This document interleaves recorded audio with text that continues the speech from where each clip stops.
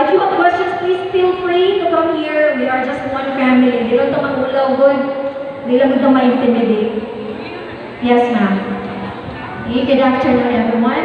If we are going to be using mother tongue for grade 1, how about for grade 2 po? Lalo sila yung English po na yan subject. I will be I'll be preparing for the English. Ma'am Rulin will be preparing for the Filipino, and Ma'am will be preparing for the mother tongue. There shall be 3 languages for grades 2 and 3. For grade 3, there will be only, I guess, grade English. Kaya nga naman ang field area sa grade 3 Filipino, so di na ito mag-mother tongue.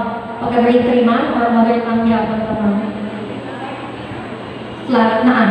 Siya ma'am. Okay, we will clarify. Grade 1, the language would be mother tongue. For grade 2, we will be using Filipino, English, and mother tongue. For grade 3, we will be using mother tongue and English only because field area starts with the time the child reaches grade 3 for Filipino. Diba? Field area. Klaro na? Okay. We will now proceed to the field areas. What Ma'am Dina Abalo said a while ago. We will be utilizing the 2018 field area, the revised field area. And I believe, although majority here were chosen as new reading coordinators of the schools, I believe this will not be the first time for you to conduct field area, right? Diba? All of you here have experienced already conducting or administering field area. So, dili kayo siya kana. Siguro the process was different. It will be clarified after the discussion. Ma'am Linden Marnilo will be having the simulation. And don't worry para sa ating mga guro sa Filipino kasi yung pamamaraan ng pag-administer ng field area sa Filipino at English ay hindi iba. Parehas lang. They only differ in the passages. Of course, it will be Filipino language or Filipino field area, and we will be using English passages for English field area. Unsay diferensya? I asked many teachers about this just for the purpose of asking the difficulty of administering the passages. Filipino field area are quite difficult because the passages are difficult. They may read or they can read the language, the passage, but the comprehension is very challenging because it is integrated with arantan and other subject areas. Managlabad siya sa button ang Filipino. Kaginahanglan, it would be better if they have a prior knowledge of the topic, of the passages that were asked for them to read. Okay, let us get started with the field area. What is field area? Some of it is a shortened term for Philippine Informal Reading Inventory, and it was created to provide classroom teachers a tool for measuring and describing reading performance, of course. I will not read everything, I'll just have to read the keywords. It is an assessment tool, and it is composed of graded passages with a certain reading level. What are the 3 reading levels that we need to understand? The highest is independent, then the middle is instructional, the last is frustration. Later, we will recall when do we say that the child is independent, instructional, or frustration level. Next, please. The development of this field area, of course, this is anchored on that order number 14, which is on the Every Child a Reader program, or ECARP. This time, we have Bawat Bata Bumabasa, or the 3 Bs, and we have contextualized it in our division by saying Bawat Batang Butuanon Bumabasa. We have that. And because of the pandemic, we did not have the field area. We only utilized the flat. And we prioritized grade 3 students because they were just grade 1 by the time we stopped the in-person classes. That is why we focused on grade 3. Okay, so now the field area may be used to group reading level. What is this GRL or group reading level? The field area GST can be used to determine a whole class's reading level and identify the particular students who may need more assistance in performing reading tasks. Let's focus on GST. How did we conduct GST then? What was the process? First process of conducting GST, what was that? First, how many items are there in GST? 20, very good. How did you conduct GST? Silent reading. What did you ask inside in the GST? What was the basis of, the components of that GST that you computed? Diba? You computed two. What are those? Okay, I'm confused na individual reading na ko. Pila ang score sa 20 na items that you need to consider that the child do not anymore need to go through the individual screening? 14. If the child gets 14 and above, unsa may buhaton sa bata? Pasagda na? Unsa may level sa bata? Okay, independent na siya. Automatically, when the child has a score of 14 and above, with the items of 20, the child is automatically considered as independent reader. No need to remediate, but if I get 14 and I am tagged as independent reader, as a teacher, what will you do to me? What will you do to me? Salamat, Sir Bon. Usahan man? Stage 2. Pasar naman siya, hindi siya fail.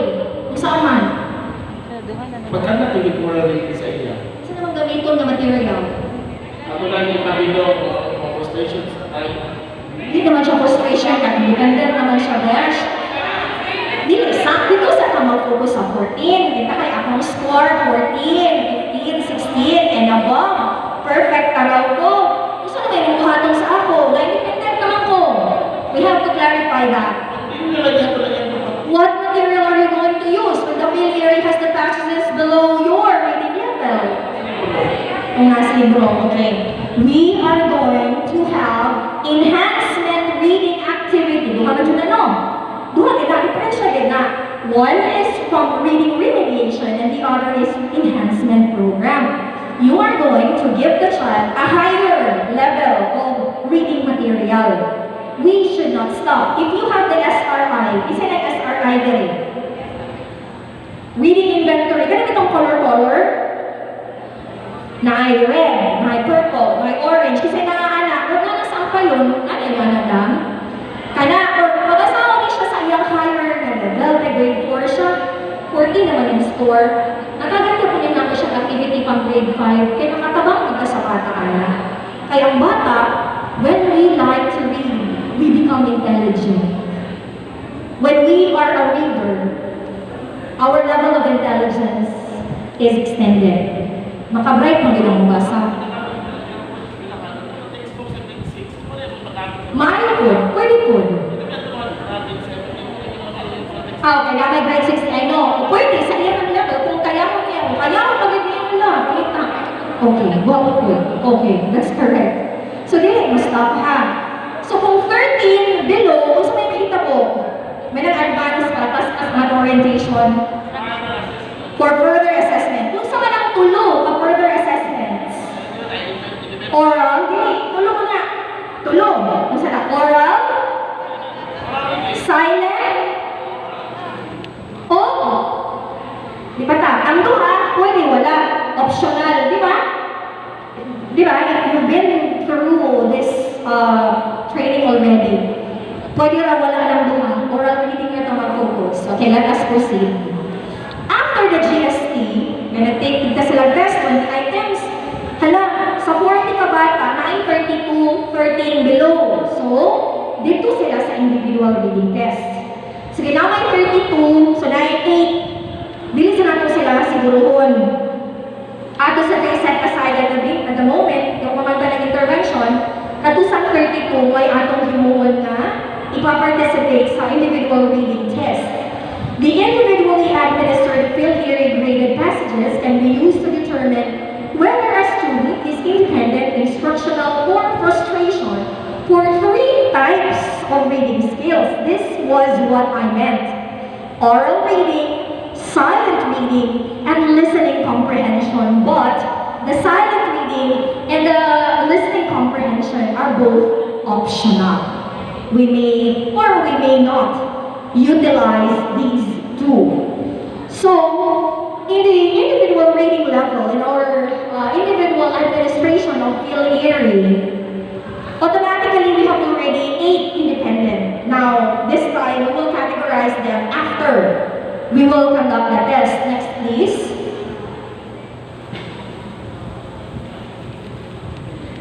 What are flexible ways to use field area?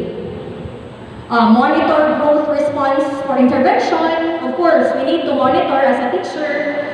B, we have to describe their reading behaviors. Katulad sa plot, kagaling na, di ba naiyon to? 4 out of 5 sa words, ahama lang sila padulong.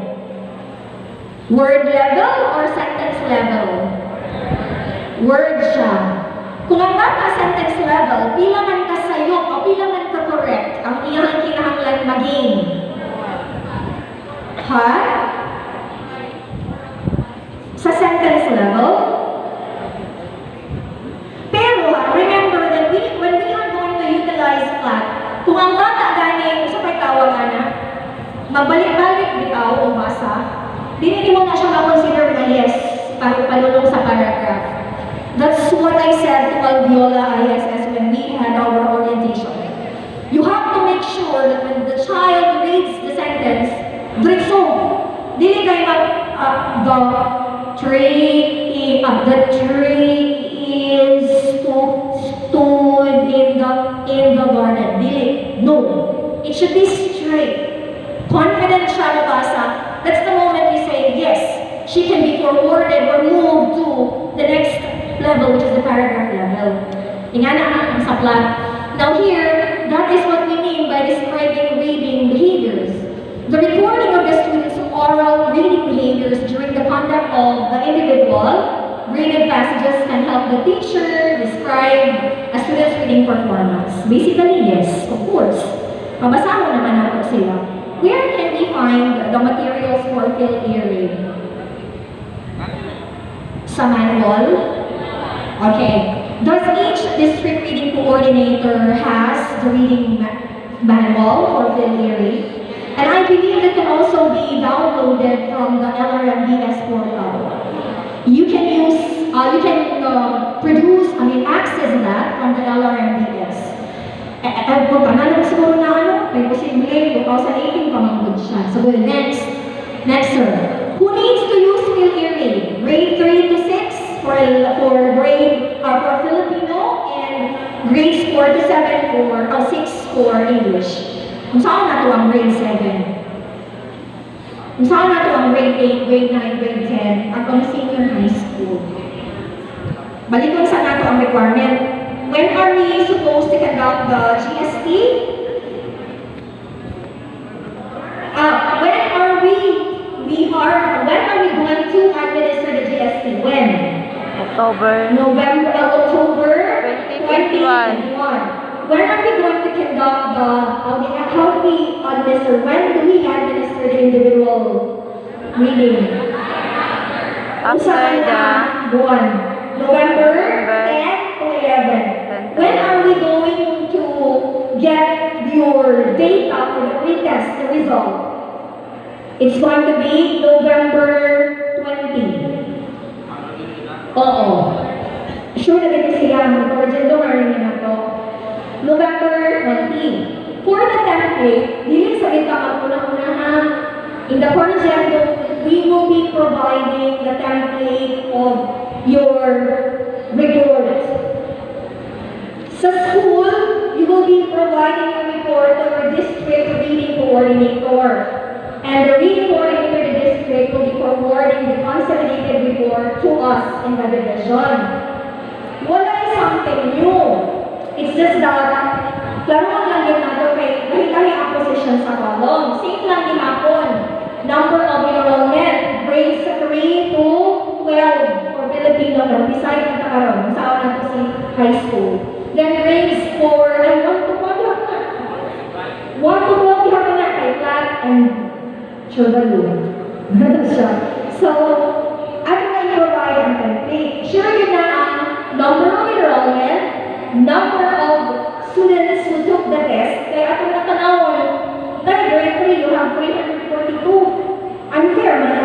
ila, di man ito ng mga minus.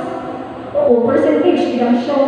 So, 342 ang enrollment, plus 315 ra na administer sa GST. Hanapan din nato ang sobra at ang kuwang asset sila. Oo, yes. So, as much as possible, we find a way na 100% good. Unless ang bata, ni-transfer na. Mabalik mo na siya. So, apilin siya na doha, and ibig pamangkod ng atong submission sa pre-test. Okay? So, muna na. Sunod. Objective. Identify students who need further testing. Of course, below 14. Next, please. What can GST tell the teachers? We can tell if the students are above, below, or below sea level good kabata. And it can be used to assess students' oral reading, silent, or listening comprehension. Again, we make sure that it is oral reading. Next, please. Pero wala ibawal na. Optional na yun sa manual. Next, please. How long does it take? 30 minutes na yun. Tinoon na. Kaya, ngayon din naman, di ba dito basa? Ang challenge na magkaroon, grade 3 siya, pero grade 1 pa rin na siya noon. Sa iyang pagbasa, kay sa unang gani, ang grade 3 na in person, di gani sila pagbasa. Labaw na grade gano'n. Letter, automatic. Nakalang sa Filipino ba? Oo. Muna siya. So, ato pangitang pagi. Next, please. Who can administer you? Teachers, reading teachers of your school. I believe you have already trained ELN. All of you? Kasi wala na train sa ELN direct. Early language literacy and numeracy. Isa lang, pero sa school, nakaka-train lang daw. Magpatuloy. Pero, bilhin pa rin sa ELN. Yes, please. Next. Okay. Maugit dapat ni siya, the GST should have been given within the first or second week of the month of the school year. But then, our calendar has changed. Our school calendar has changed. We administered achievement tests, then the diagnostic test followed, and we had consolidation of those tests. So somehow, na-delayed pa. Pero at gawa ko na panaturan, naroon natin pa. Ang importante ulit. More siya. Next. When we administer theory, is there a quarter? Ano sa mga theory hata? Ang process sa theory ba, the entirety of the theory? Whole year. Very good. Whole year. First quarter. Kung sa ihatag sa first quarter? GST o individual screening test. First quarter. So may first quarter ngayon nato, October. Supposedly October. Unya, pag-asama ng third quarter, uso may mahitabo. Intervention. Pagman sa third quarter, uso na ng stage 4. Post-test na layon. Again, we will be collecting data for the first administration, that is for the pre-test, to be submitted on November 20. But the district meeting coordinator will compel the school meeting coordinator prior to November 20. Please comply para dili ka malangan. And then the following generation of data will be on the fourth quarter. Isa man nalabuan na itong last quarter. English, yung pula ko kayo mo. July, mga June, ito pa ngayon, expect that we will have to ask it sa June. Next, please. Failure grading passages, failure tests. Sige, next, please. When the child is identified as non-reader. Okay. The failure listening comprehension, knowing siya ang makatabang. The failure listening comprehension is administered when the student is identified as a non-reader. Diligid ba kaya? The purpose is to find out how well a student understands the selection, which will be read by the test administrator. The test administrator reads the multiple choice questions and the student answers them orally. This will be very true to grades 3, 4, even grade 5. Okay, nakalimutan ko mo. Kung saan na ako ang grade 7 to 12. What are we going to do with those learners? Apil pa siya ka grade 6 man siya namin GST, ano? Sa even in Filipino? Okay, the 3 levels down man tanong. So sa grade 8 na lang yung ng 12. Kung saan na buhat mo, we still have to utilize the process of filtering. Then you make use of a passage na nabagay sa inyong level. After sa inyong anak, pwede na ta maghimo og oral reading test para sa atong grade 8 na may district na nabuhatan na oral reading test na nabuhat isa-isa niya. Kung sa may basin, kung sa may inyong gamiton, of course, you will have to compute the comprehension test and the speed. Then you can get the profile of the child. Then you will determine whether she is or he is independent instructional or frustration. Same lang ako na for high school. This will be again designated to the district reading coordinators to the high school group. You will have your own passages for grades 8 to 12. 8 to 12. And then you will utilize the process of filtering. Okay, next please. Is silent reading test necessary? It may be administered after the oral and is conducted to further check the comprehension scale. Maybe, so it is optional. Next, please. Field theory forms. Kung saan sa Filipino. Form 1. Ano ba yung Filipino dali? Form 1A. Ang sa secondary, sorry, ang sa English, Form 1B. Kung saan may sulod anak? Ngan sa bata? Gender sa bata? Edad? Na. GST score dayo. Yes, GST score dayo. Natin sample form niya. Next please. Muna siya ang tawag. Talaan ang paaralan sa pagbabasa. Ano? Pagbabasa. Okay, next please. And we also have this form 3A, markahang papel sa panggadong level na teksto. Kung sa ato pa sa English, 3B, grade level passage rating sheet. Next, please. Okay, next, please. Okay, next. Istorya na lang tanan. Next. Sige pa. Okay, tanan. Muna siya. When after our GST, tayo nakakuha siya aning mga points. 14 points and above, discontinue testing. Do not administer the individual screening anymore. When the child has 8 to 13, malayong sabihan mo, tracy mo, isa na lang nagkabuhin ko ako pasar, kauman na malayong level sa nakausok.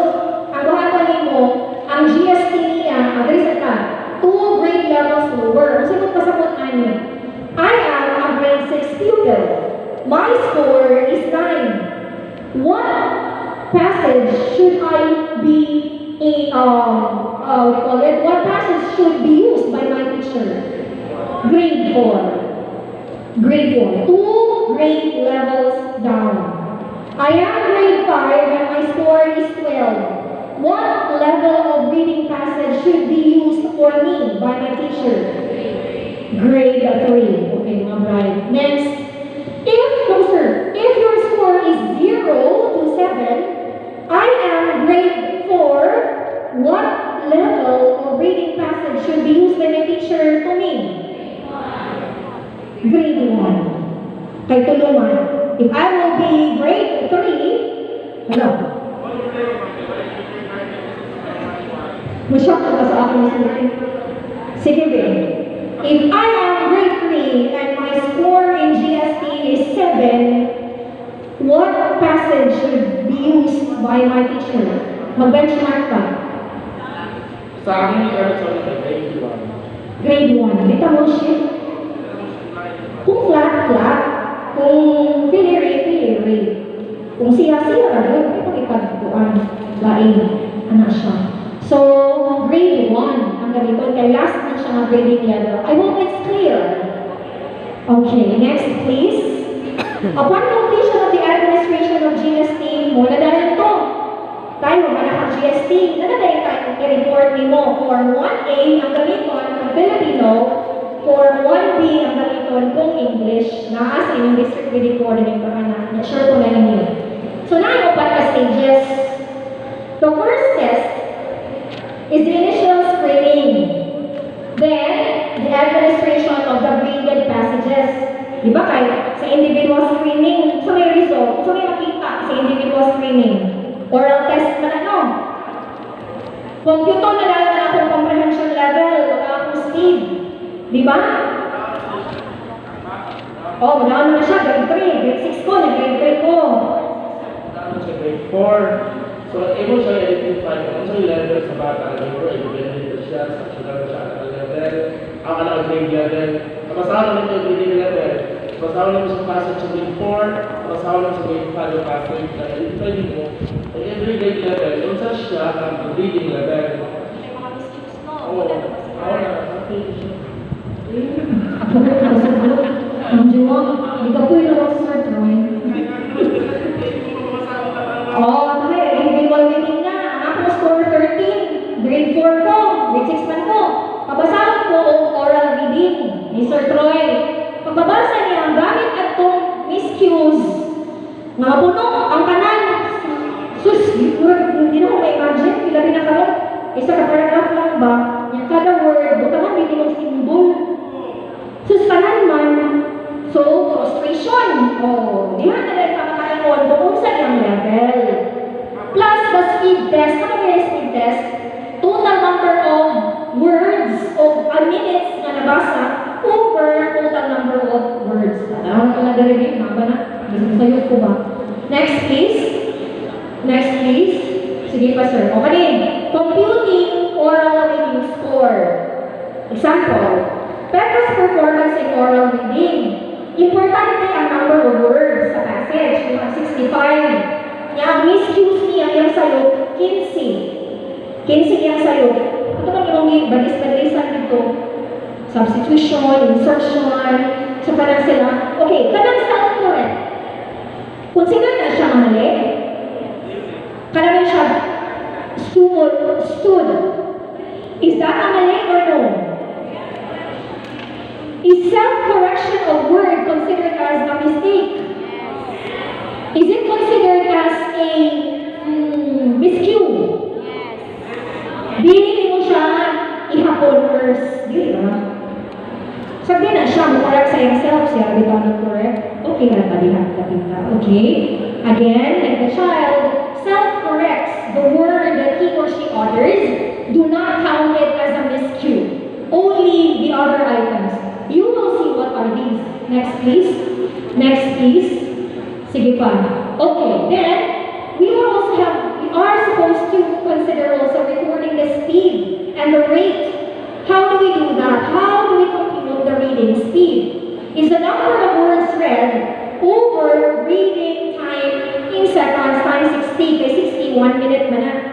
So, if the child read 103 words over pila ka seconds sa matandang tao, stopwatch.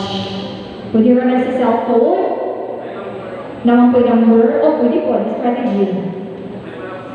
May rin kung kapila siya na sa'yo. Ikapila siya nakabasa. Okay. You can utilize your own strategy. That's the time that you can say that 69 words per minute. Per minute kay 60 seconds man ang atong gigamit. Okay, next please. Muli ang mga miscues. Mispronounced word. If the child mispronounces the word, you are going to underline the text and write the phonetic spelling above it. Slide, and the child read it as sleeve. Ang imong ibutang sa ibabaw, sleeve. Muli ang limon. So, count it as one error. Again, if the child mispronounces the word tree as tree, you put above the word the phonetic or how the child read it. Omission. You have to encircle the word that is omitted by the child. Kasi pasabot sa unit. Wala kasama. Nagdali siya. It is a huge elephant. The child just read the elephant. And then you still have to count it as one. The next is substitution. Underline the text and the right substituted word above it. For example, the word is monkey, and the child read it as money. So that's substitution. The child substituted the monkey Insertion. So, kung sa may symbol, pag-insert, caret. Caret, di ba? Caret na. Sige na. Yan naman na. Oh, basta na siya. Sige, ito ka, balik ka ha. Kung ang bata, ang miscue niya is commission, kasi ganito, linginan. Kung substitution, underline na, ibutang sa baba, ang wala namin ng perfect, hindi na ako mag-istorya. Dali ko mga anak. Sige. Ayaw sa isunod, sir. What are other miscues that you know, other than the three? Sige, ma'am. Ano siya ito, ma'am? Repetition. Kung sa symbol sa repetition, ma'am. Hindi lang kita kaabot niya. Murang duha ka rin niya. Kung sa kailangan.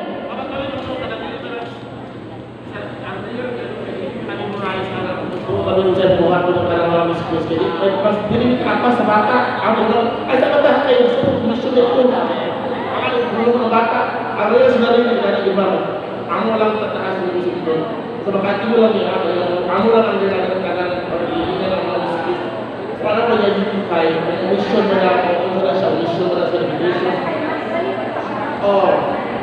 pero actually, kung tinawag, ibon mo lang isulat kay Panya para imong intervention. Ay, hindi na bata na may more on the mission siya. So, hindi mo intervention is more on the pag-unsawan mo pagkakambal ang mission, sa elimination.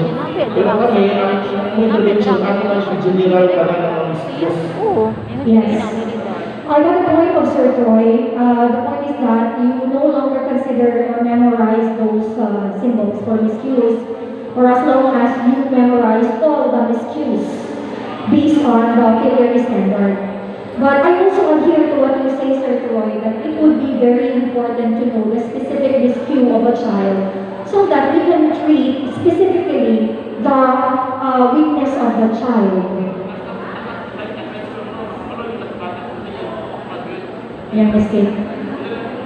Power reduction. Yan, kinanglan. Pag-anak pala automol commission ni permanente. Si Elbridge Bull, what is substitution eh? Mura basketball. Anak? O, believer.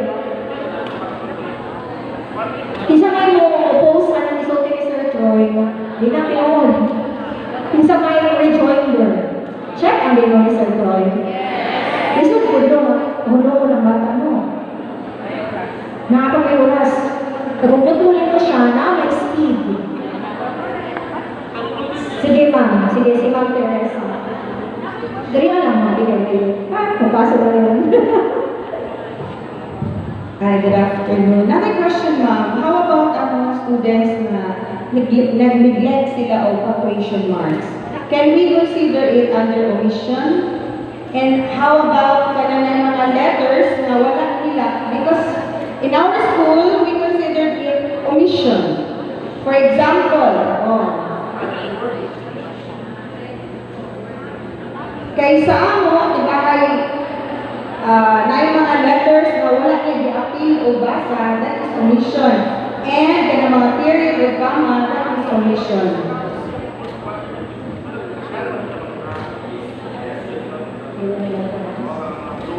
Student ko nila lahat. Prepare. Fast mo daw na away. Kailangan yun, pero pinawag na siya. Dili, ato siyang i-consider na omission. We omit because words are codes. Kung sa linguistics pa ha, words are considered as codes. As no punctuation marks. So when those are all deleted, those are considered to be omitted. And so we omit those parts that we should consider as part of the sentence. We consider it as omission, not mispronunciation. Because the period cannot be pronounced. It is something where you need to halt, or to continue, or to pause. As mispronounced, omission made na siya. Bahala na siya uy. Mo hindi sa manual. You have to be obedient. Oh.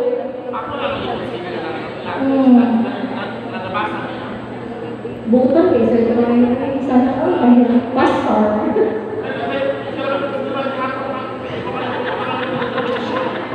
Dili ba ganito na sa hostess? Basta ako mo. Kaya ako ngayon if diri way siguro follow pa sa manual. Pero ako lang ang ginili sa letter, that's omission.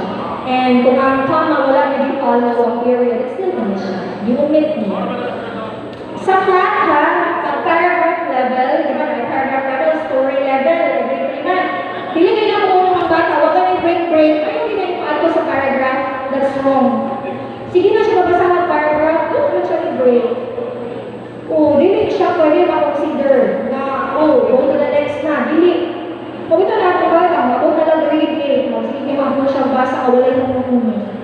The child stood in the garden, he was eating corn, well, kids siya ulong. Kasi siya ginawa swimmer siguro ba? Hindi siya ulong, so that's wrong. So another one is insertion. Of course, insert, repetition, balik-balik, repetition in the mga 3 seconds. Sa quarter na kay nakabit na siya problema sa brain. Ang tawag kay anaphasia na siguro to yes sa linguistics. Speech disorder na siya. When we tend to repeat words or group of words, I believe the term is anaphasia as a speech disorder.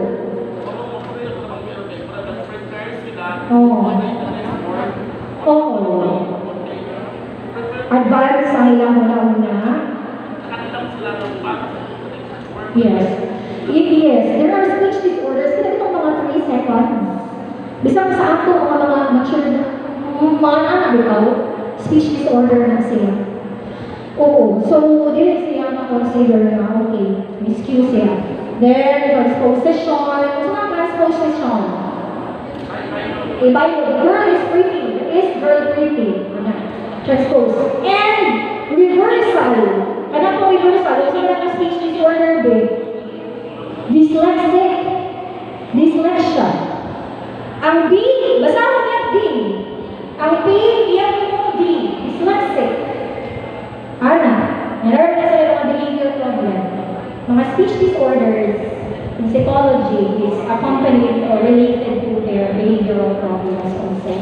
Na sila. Naliman man si Sir Troy galing sa tumiwan ni Sir Troy, galing na the child is i-consider na lang nato nung kuwang siya tapos nga. We have also, mag-advance siya, mag-repeat siya. We have to prepare the psychological readiness of the child when we ask him or her to read.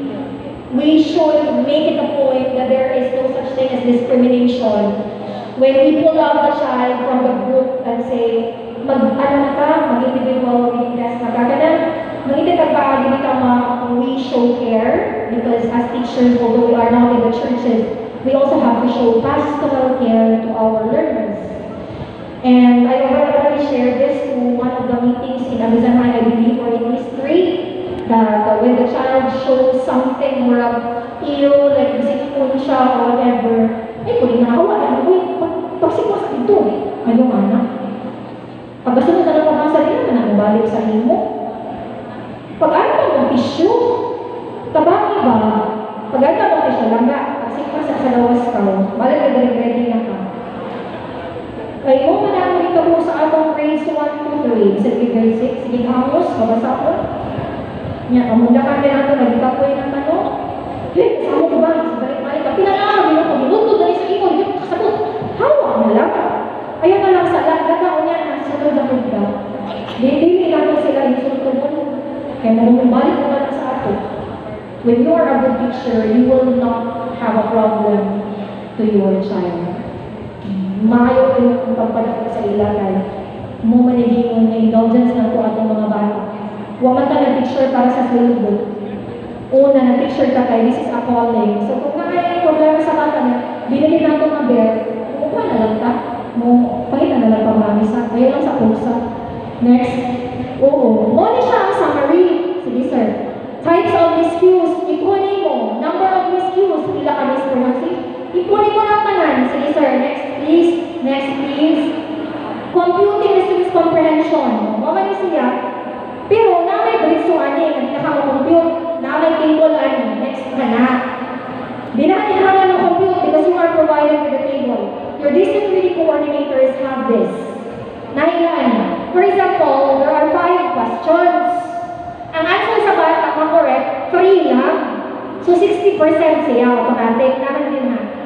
Pag 7 items, si Pedro kay 4 man yung correct, motong pag-compute, 57% siya. The formula was just to show how you gained 57% and the rest. Next please. Analysis, mo na nila yun. After the individual screening test, we can now determine asa ang bata. Diba? Sa word reading score, yun sa nato katuwa, ang word reading score, percentages? Correct, katong sa? Okay, number of correct words read below the number of words read. Times 100. Katong gibuhat nato gay na, mo ni siya. Ang comprehension score nato 5, 7, 8, 9. Number of correct ihapon, compute. Diha na dala itong nakasulti kung ang bata independent, instructional, or frustration. Naman tanan. Next please. Kanin. Duhangan mo no, word recognition o comprehension. Kung sa itag ato sa bata, sa word reading, instructional siya. Pero sa comprehension, independent siya. Kung saan siya? Instructional. What if frustration siya sa word, instructional siya sa comprehension? Frustration. Kung saan clue sa tagging. Kung sa gamay, kung sa instructional independent, kung saan siya? Kung sa gamay, instructional. So instructional siya. Instructional siya. Katunga-tunga man. Instructional siya. Instructional siya. Okay? Kung unsay gamay. Pero, katong i-raise ni Sir Troy, kay naaman sa middle, sa word reading, example, sa word independent siya. Sa comprehension, frustration siya. Di ba ka pwede ka naman ito nga? So, unsa siya? Instructional ang bata. Okay? Nasaktan? Independent equals independent. Instructional independent. Frustration independent. Frustration. Instructional. Frustration. Laro na siya. Okay, next please. Okay, next please. This is the qualitative analysis. Qualitative words. I-check lang, checklist. I-check lang nyo, does word by word reading, yes or no? Check or X. So yun naman na, one na kong next please. Muna tayo muna yung mga title na giningon ni Ma'am tayo na ganyan na, but you have this in the manual. You will have to choose the narrative tests from those titles. Next please. Muna mga example, mabasa ko, di ba nakaparo useless, and I guess that ends our discussion. Any question? Is Ma'am Linden ready for the simulation? Can we ask now Ma'am Linden to please have the simulation for the GST and the individual screening? Sige. Okay, we have this copy in Appendix A3. We have grades 4 to 7. 4 narrative texts for grade 4. We also have 4 narrative texts for grade 5. But in grades 6 to 7, we only have 3. But this time, expository text. Pasabot mo sa expository versus narrative. Pasabot yung no? Basahan na itong passage para mas makasabot pa. Okay na si Ma'am Linden. Questions? Clarifications? Wala na? Again, mas sa mo hatag sa atong GST 2021. Kano sa ang individual screening? November 10 to 11. The pre-test for district will be provided to the division office on November 20. The intervention follows. And when there will be no questions anymore, we can conclude this reorientation. But they can download that in the LRMDS portal. Ang strips na gamiton. Yes. Kung ilang i-type. Sila. So, paliwan ko ha, review the manual. You have there in the portal can provide us the copy. Ma'am Linden. Out sa itong supervisors ha. Okay, mag-meeting na daw sila. Sige, Mambay. Anak, please si Mama. Pwede na daw siya.